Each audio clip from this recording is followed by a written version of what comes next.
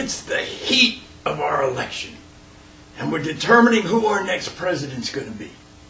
And all the pundits and the analysts at every debate say, he's got to look presidential. Can't get more presidential looking. Looked more presidential. I thought he looked very presidential there. Looks presidential. He's got look presidential. It's important that we elect people that look presidential. So I thought I'd take a look at some of our past presidents starting at the beginning and see how presidential they really look.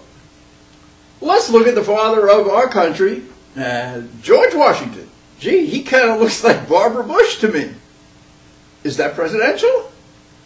Now we have William Taft. I don't know how good he was. I really don't know what he did, but he looks like a walrus to me. Does he look presidential? Then we had Lyndon Johnson, who used to pull his dog's ears, and he said he would end the Vietnam War when he damn wanted to. Then we had Richard Nixon. Would you buy a car from Richard Nixon? Well, I'm not a crook. Very presidential looking man. Then, of course, Bill Clinton. With a red nose. I think he came from Barnum Valley, but I don't know. He looked presidential. And the most presidential of all, the Yale graduate, George W. Bush. Here's a couple of clips of Mr. Bush that people remember from David Letterman and other varied instances.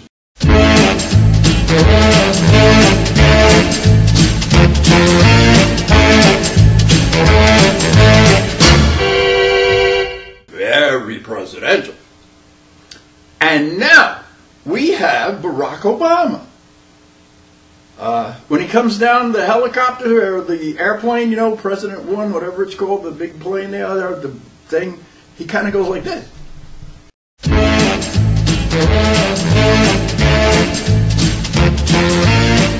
I'm waiting for it to go like this. But you know what I mean? Kind of do this. I don't know if this is presidential. Is that presidential? Okay. So what I want you people to do, I think the only two presidents I ever remember being presidential were John Kennedy and Ronald Reagan. And that means they're really trying to tell us, vote for the good-looking guy. That's it. That's it. Vote for the good-looking one. That's presidential. Thank you. Thank you. And thank you once again